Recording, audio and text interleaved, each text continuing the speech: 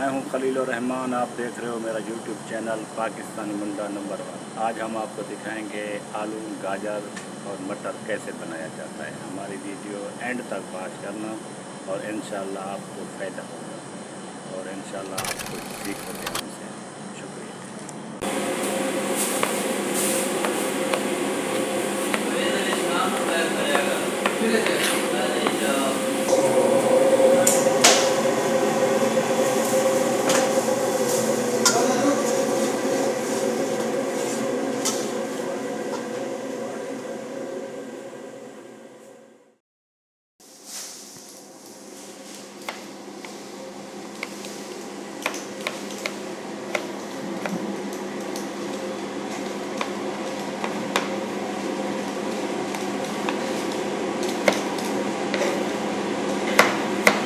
बड़ी सी कट देती थी वो कट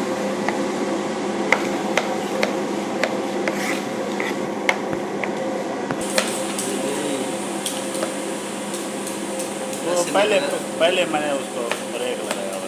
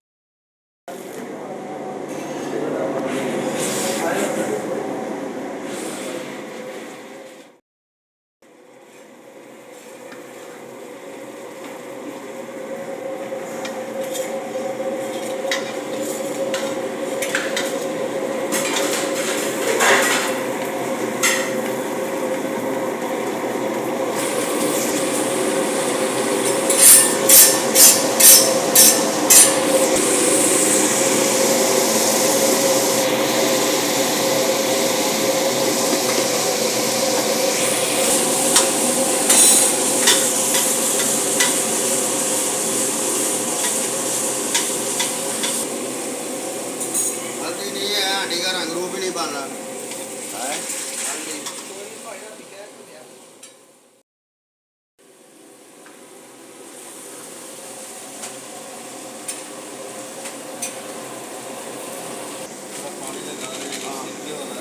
हाँ पानी मारना है।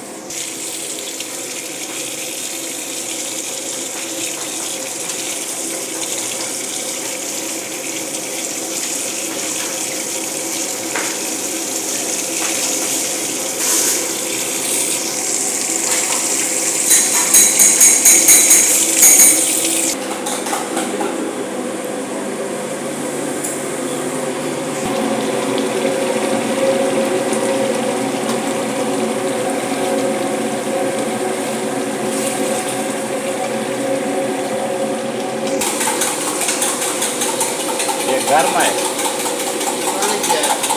मुझे नहीं पता।